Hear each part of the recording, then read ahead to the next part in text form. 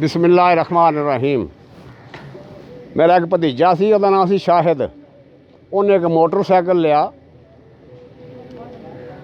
शाहिद एक भतीजे मेरे शेखी साड़ी फोकी 10,000 का यामा लिया। वेखण आए लोकी, चैन गरारियां इंजन ओदा वेखण नूं वाह लगे। 60-50 नंबर ओदे लिखिया होया अगे। दोवें पासे शीशे लगे, दोवें टुटे हुए इशारे, दोवें रिम भी डिंग फड़िंगे, दोवें ही टायर नकारे। गेयर लीवर भी नालों लत्था, किक भी वैल्डिंग होई। चैन कवर ते मड गाडां दी हालत कुछ न रोई। करना इंज खुदा दा होया, आ गई वड्डी ईद। उस दिन लब्बे ना सवारी, जाना पिया मुरीद। मुरीद मेरा सौहरा पिंड है। उस दिन लब्बे ना सवारी, जाना पिया मुरीद। स्कूटर असां स्टार्ट चा कीता करके सज्जा खब्बा। भतीजे पिछे चाचा बैठा, खैर करी हुण रब्बा।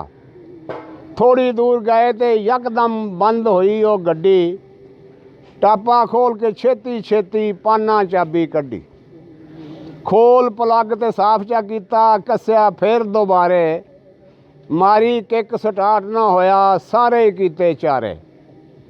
धक्कियां उत्ते शुरू होए, फिर दे धक्के ते धक्का। पर स्टार्ट ना होया, साथों बंद होया सी पक्का। किक्कां धक्के ला ला थक्के, ओ ना हिलिया उक्का। आखण लगा चाचा जी ये तेल ना होवे मुक्का। टैंकी खोल के वेख्या जिस दम होई सख्त हैरानी। वो तेल भी विच बतेरा है सी, होर वधी परेशानी। मकबूल आटो दा पुत्तर है सी, इस गल्लों भी संगे। वो बिट बिट तक्के मोटरसाइकिल जेड़ा कोलों लंघे। अकबर बोरे वांगों उत्थे डिंगा हो खलोता। डिगरों लैके जोर लगांदियां सानू हो गया सोता। आखिर वापस आ गए उत्थों, रेड़ लियांदी गड्डी। सड़क दे उत्ते गुजर गई गुलजार दी ईद भी वड्डी। अस्सलाम वालेकुम।